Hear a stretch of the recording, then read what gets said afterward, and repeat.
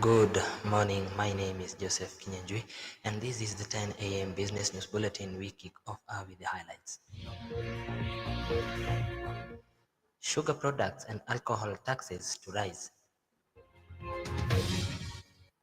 President Ruto orders PSs, that is public secretaries, parastatal heads to account for tax billions. IPPs to disclose beneficial owners before contracts in new proposal. Small traders spared VAT obligations. East African Cable bags 232 million shillings Kenya Power tender. Welcome to the broadcast. Alcohol, cigarettes, betting, and sugar-based product taxes are expected to rise in what the Treasury ties to promoting healthy living and curbing other negative effects such as addiction. The disclosures in the draft 3-year tax revenue strategy starting July 2024 will see tax rises leading to an increase in the prices of listed products. The government will review the tax regime for sugar-sweetened non-alcoholic beverages to base taxation on sugar content to discourage consumption and prevent obesity and diet-related non-communicable diseases, says the Treasury. The proposal will add to the recent one in which the state in July introduced a 242.29 shillings per kilogram tax on locally manufactured sugar, confectionery, including white chocolate, also citing the need to promote healthy living. Consumers of spirits and other higher alcohol content products escaped new taxes in the current financial year, but now look set for an upward review.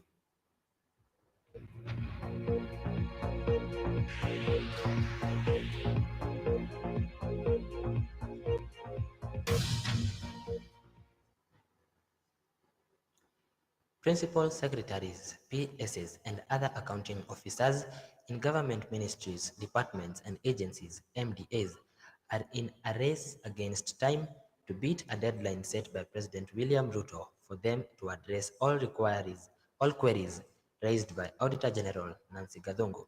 A circular by the Executive Office of the President said the accounting officers have until October 2nd, 2023 to clear up all pending audit queries arising from the Auditor General's reports for the financial years 2021-2022 and 2022 to 2023. On Tuesday, Treasury Principal Secretary Chris Kipto and Solicitor General Shadrach Mose were dispatched to Ms. Gathungu's office, where they discussed the status of compliance with the presidential directive on upcoming audits for the president's financial year.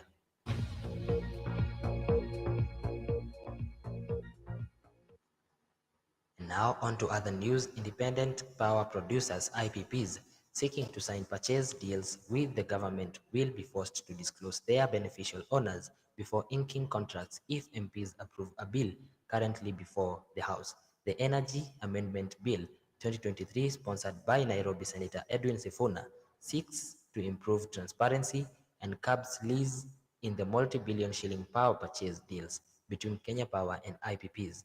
The public shall within 90 days have a chance to see all information on the power purchasing agreement and owners of the farms. The bill says full disclosure will not only promote transparency, but also curb the money laundering and corruption. The bill bars the government from approving any power purchasing deals with any entity that has not fully disclosed the information needed.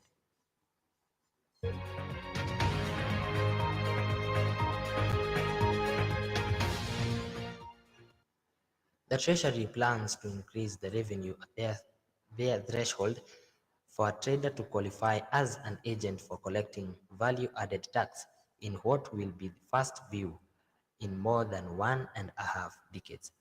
Under the draft medium-term revenue strategy, which will run between July 2024 and June 2027, the Treasury has proposed to review upward and current requirement for a trader to have a minimum of 5 million shillings in annual sales to qualify for VAT obligations.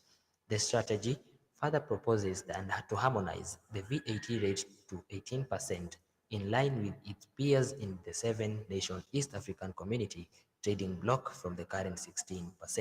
The KRA started phased implementation of internet-enabled ETRs in November last year, which ensures the taxman receives sale and invoice data from registered firms and traders daily in a fresh push to boost revenue collections and curb tax evasion.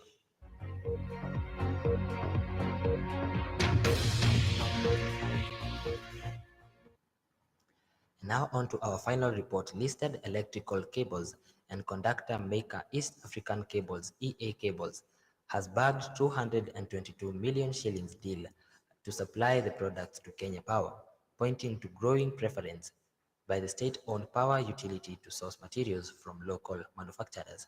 The first batch of the consignment was dispatched on Thursday, with the cable manufacturer's CEO Paul Muigai stating that the firm is on course to service the order placed by Kenya Power in several batches running throughout to the end of the year.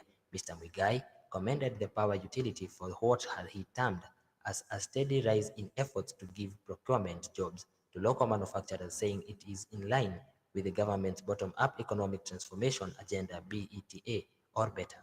The CEO said the trend of sustained placing of orders with local manufacturers is set to have positive ripple effect on the local economy.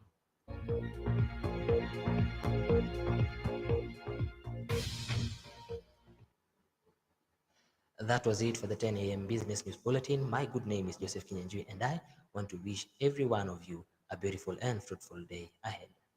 Create more awareness about your business by advertising with Thika Road Radio at very competitive